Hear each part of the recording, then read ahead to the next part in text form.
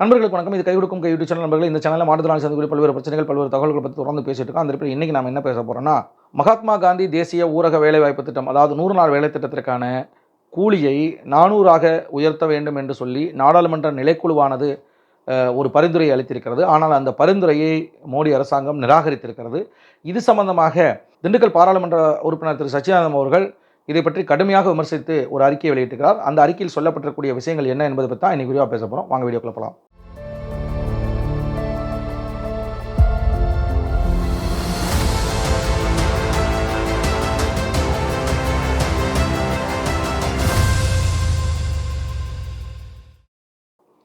நண்பர்களே, இந்தியா முழுவதும் தமிழகத்திலும் மாற்றுத்திறனாளிகளுக்கு, குறிப்பாக கிராமப்புற மாற்றுத்திறனாளிகளுக்கான, ஏழை மக்களுக்கான ஒரே வாழ்வாதார திட்டமாக விளங்குவது 100 நாள் வேலை திட்டம் மட்டும்தான். இந்த 100 நாள் வேலை திட்டத்திற்கு தற்போது 319 ரூபாய் என்பது கூலியாக தரப்படுகிறது. இந்த கூலியை ஏறுகின்ற விலைவாசிக்கு ஏற்றாற்போல் 600ஆக உயர்த்தி தர வேண்டும் என்று நம்முடைய தமிழ்நாடு அனைத்து வகை மாற்றுத்திறனாளிகள் மற்றும் பாதுகாப்பு கடன் சங்கம் தொடர்ச்சியாக கோரிக்கை வைத்து வருகிறது. ஆனாலும் இன்றைய நிலவரப்படி கூலியை உயர்த்துவதும் இல்லை, வேலை கொடுப்பதும் இல்லை. வேலை கொடுத்தாலும் 2 கிலோமீட்டருக்கு மேல் 5 கிலோமீட்டர் 6 கிலோமீட்டர் என்று கொடுக்கக்கூடிய நிலைமை. அப்படியே அதையும் மீறி நாம் வேலை செய்தாலும் நமக்கு ஊதியம் முறையான நேரத்தில் வந்து சேராத நிலைமை.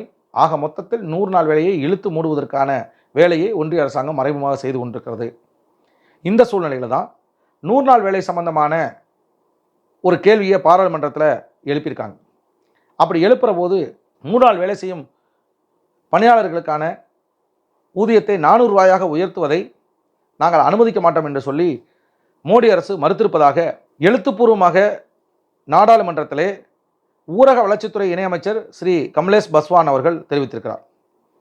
இது சம்பந்தமாக நம்முடைய திண்டுக்கல் பாராளுமன்ற உறுப்பினர் திரு சச்சிதானந்தம் அவர்கள் கூலி தொடர்பான அரசின் முடிவையும் ஊதிய பாக்கிய நிலுவையும் கடுமையாக விமர்சித்து அறிக்கை வெளியிட்டிருக்கார்.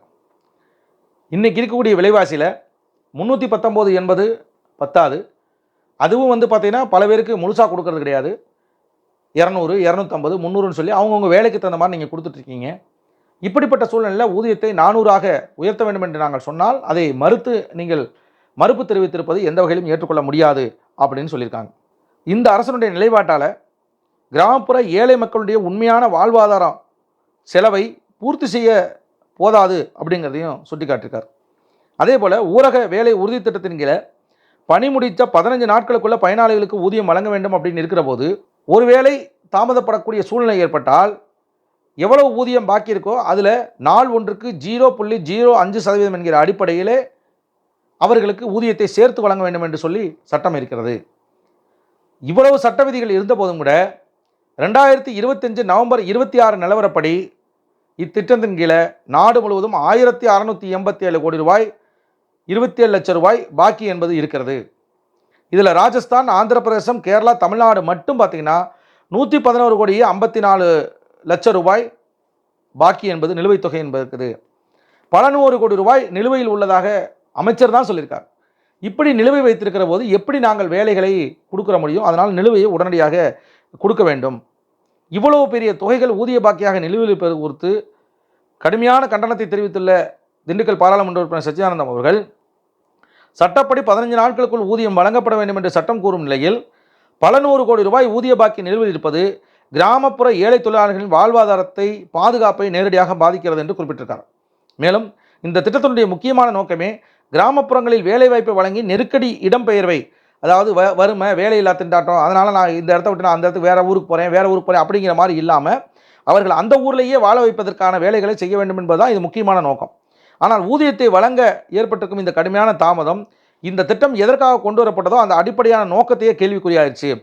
கிராமப்புற தொழிலாளர்களை வேறு வழியின்றி அவர்களுடைய இருப்பிடத்திலிருந்து வெளியேற்றக்கூடிய ஒரு சூழ்நிலை என்பது ஏற்படும். அவர்கள் வேலைக்காகவும் வறுமையை போக்குவதற்காகவும் பல இடங்களுக்கு போய் இடம்பெற வேண்டிய சூழ்நிலை ஏற்பட வேண்டும்.